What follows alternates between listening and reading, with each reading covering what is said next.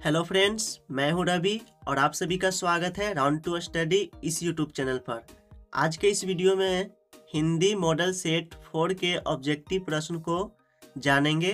तो चलिए शुरू करते हैं। आज का पहला प्रश्न है, नाखून क्यों बढ़ते हैं? पाठ के लेखक कौन है? नाखून क्यों बढ़ते हैं? पाठ के लेखक कौन है? तो इसका आंसर हो जाएगा ऑप्शन नंबर डी, आचार्य हजारी प्रसाद द्विवेदी। नाखून क्यों बढ़ते हैं? पाठ के लेखक आचार्य हजारी प्रसाद द्विवेदी हैं। नेक्स्ट क्वेश्चन है, नागरी लिपि शीर्षक निबंध के निबंधकार कौन है? नागरी लिपि शीर्षक निबंध के निबंधकार कौन है? तो इसका आंसर हो जाएगा ऑप्शन नंबर ए, गुणाकार मूले। नागरी लिपि पाठ के लेखक कौन है? तो गुणाकार मूले हैं। नेक्स्ट क्वेश्चन है, नागरी लिपि शीर्षक पाठ किस पुस्तक से लिया गया है? नागरी लिपि शीर्षक पाठ किस पुस्तक से लिया गया है? तो इसका आंसर हो जाएगा ऑप्शन नंबर बी, भारतीय लिपियों की कहानी से लिया गया है। भारतीय लिपियों की कहानी से नागरी लिपि पाठ लिया गया है। नेक्स्ट क्वेश्चन है, उत्तर भारत की विशेष स्थापत्य शैली को क्या कहते हैं? उत्तर भारत की विशेष स्थापत्य शैली को क्या कहते हैं? तो इसका आंसर हो जाएगा ऑप्शन नंबर डी, नागर शैली। उत्तर भारत के विशेष स्थापत्य शैली को नागर शैली कहते हैं। नेक्स्ट क्वेश्चन है, बहादुर शीर्षक कहानी के कहानीकार कौन है? बहादुर शीर्षक कहानी के कहानीकार कौन है? तो इसका आंसर हो जाएगा ऑप्शन नंबर ए, अमरकांत। बहादुर शीर्षक कहानी के कहानीकार अमरकांत है। नेक्स्ट क्वेश्चन है, वारेन हॉस्टिंग कौन था? वारेन हॉस्टिंग कौन था? तो इसका आंसर हो जाएगा ऑप्शन नंबर ए, भारत का governor general. Warren hoisting Bharat का गवर्नर जनरल था।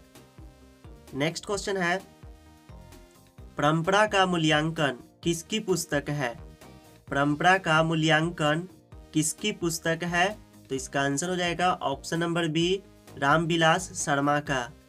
रामविलास शर्मा का पुस्तक परंपरा का मूल्यांकन है, या हम लोग बोल सकते हैं परंपरा का मूल्यांकन पुस्तक के लेखक कौन है? तो रामविलास शर्मा है।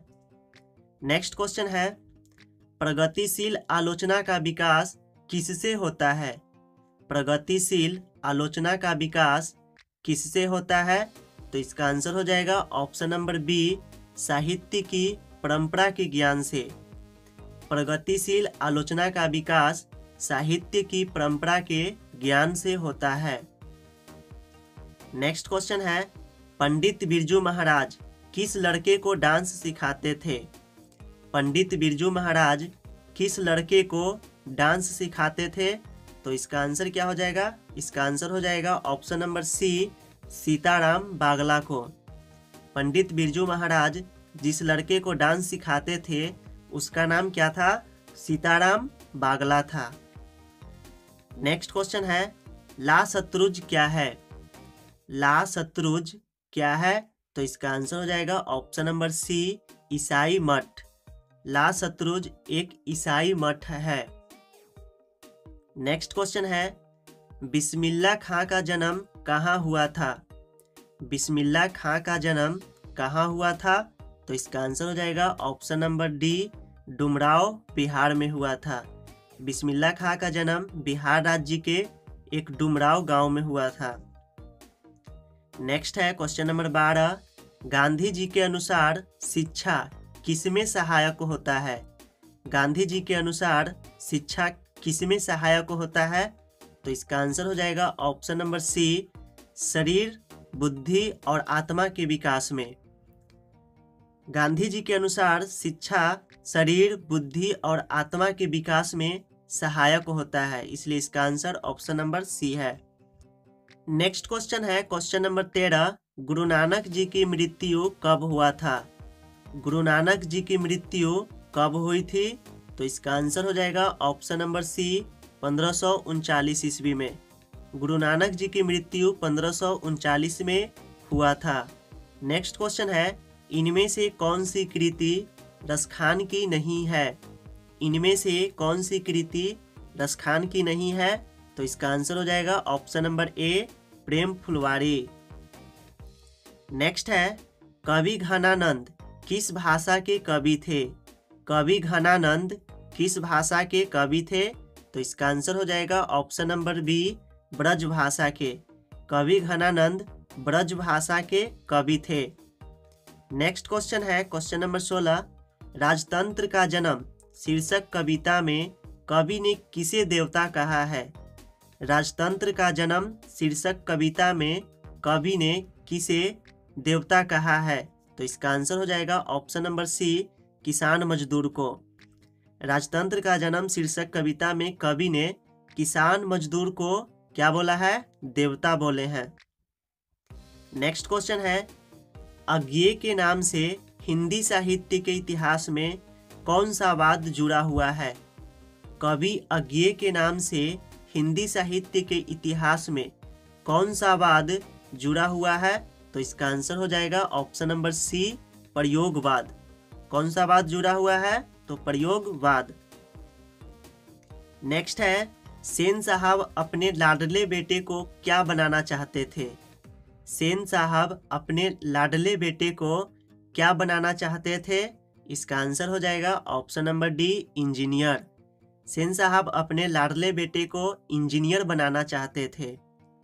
नेक्स्ट है, इनमें से किस पाठ के लेखक मैक्स मूलर हैं? इनमें से किस पाठ के लेखक मैक्स मूलर हैं? तो इसका आंसर हो जाएगा ऑप्शन नंबर ए, भारत से हम क्या सीखे। भारत से हम क्या सीखे पाठ के लेखक मैक्स मूलर हैं। नेक्स्ट क्वेश्चन है, लेखक ने किसे निर्लज अपराधी कहा है? लेखक ने किसे निर्लज अपराधी कहा है? तो इसका आंसर हो जाएगा ऑप्शन नंबर डी, नाखून। लेखक ने नाखून को निर्लज अपराधी कहे हैं। नेक्स्ट है, दही वाली मंगम्मा। दही वाली मंगम्मा भारत के किस राज्य की नारी है? दही वाली मंगम्मा भारत के किस राज्य की नारी है? तो कर्नाटक राज्य की नारी है, इसलिए इसका आंसर ऑप्शन नंबर बी होगा। नेक्स्ट क्वेश्चन है क्वेश्चन नंबर 22, धरती कब तक घूमेगी कहानी के रचयिता कौन है? धरती कब तक घूमेगी कहानी के रचयिता कौन है? तो इसका आंसर हो जाएगा ऑप्शन नंबर सी, सावरदैया। धरती कब तक घूमेगी कहानी के लेखक सावरदैया हैं। नेक्स्ट क्वेश्चन है, ईश्वर पेटलीकार किस राज्य के जाने माने कथाकार हैं? ईश्वर पेटलीकार किस राज्य के जाने माने कथाकार हैं? तो इसका आंसर हो जाएगा ऑप्शन नंबर बी, गुजरात के। ईश्वर पेटलीकार गुजरात राज्य के जाने माने कथाकार हैं। नेक्स्ट क्वेश्चन है क्वेश्चन नंबर 24, धरती कब तक घूमेगी कहानी किस प्रकार की है? धरती कब तक घूमेगी कहानी किस प्रकार की है? तो इसका आंसर हो जाएगा ऑप्शन नंबर डी, सामाजिक है। धरती कब तक घूमेगी कहानी सामाजिक कहानी है। नेक्स्ट क्वेश्चन है, लक्ष्मी कहाँ की रहने वाली थी? लक्ष्मी कहाँ की रहने वाली थी? तो इसका आंसर हो जाएगा ऑप्शन नंबर सी, उड़ीसा की। लक्ष्मी उड़ीसा की रहने वाली महिला थी। नेक्स्ट क्वेश्चन है, मंगू जन्म से ही क्या थी? मंगू जन्म से ही क्या थी? तो इसका आंसर क्या हो जाएगा ऑप्शन नंबर बी, पागल। मंगू जन्म से ही पागल थी, इसलिए इसका आंसर हो गया option number B. Next question है, क वर्ण का उच्चारण स्थान क्या होगा? क वर्ण का उच्चारण स्थान इनमें से कौन सा होगा? तो इसका आंसर हो जाएगा ऑप्शन नंबर बी, कंठ। क वर्ण का उच्चारण स्थान कंठ होगा। नेक्स्ट है, जिस बच्चे के माता पिता मर गए हो उसको क्या बोला जाता है? जिस बच्चे के माता पिता मर गए हो उस बच्चे को क्या बोला जाता है? तो इसका आंसर हो जाएगा ऑप्शन नंबर ए, अनाथ। जिस बच्चे के माता पिता मर गए हो इसका एक शब्द होता है अनाथ। नेक्स्ट है, लड़का का बहुवचन शब्द क्या होगा? लड़का शब्द का बहुवचन क्या होगा? तो इसका आंसर हो जाएगा ऑप्शन नंबर बी लड़के। लड़का का बहुवचन लड़के होगा। नेक्स्ट है, इनमें से कौन सा शब्द पुल्लिंग शब्द है? इनमें से कौन सा शब्द पुल्लिंग शब्द है? तो इसका आंसर क्या हो जाएगा? ऑप्शन नंबर सी समाज। समाज एक पुल्लिंग शब्द है, जबकि हवा, हार, लू ये सब क्या है? स्त्रीलिंग शब्द है।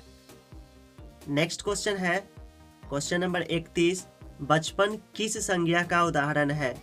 बचपन किस संज्ञा का उदाहरण है? तो इसका आंसर क्या हो जाएगा? ऑप्शन नंबर डी भाववाचक संज्ञा का। बचपन जो है वो भाववाचक संज्ञा का उदाहरण है, इसलिए इसका आंसर ऑप्शन नंबर डी होगा। नेक्स्ट क्वेश्चन है, तुम मेरी बात डैश डैश से न कहना।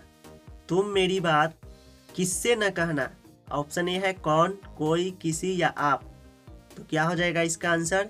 इसका आंसर हो जाएगा ऑप्शन नंबर सी किसी से।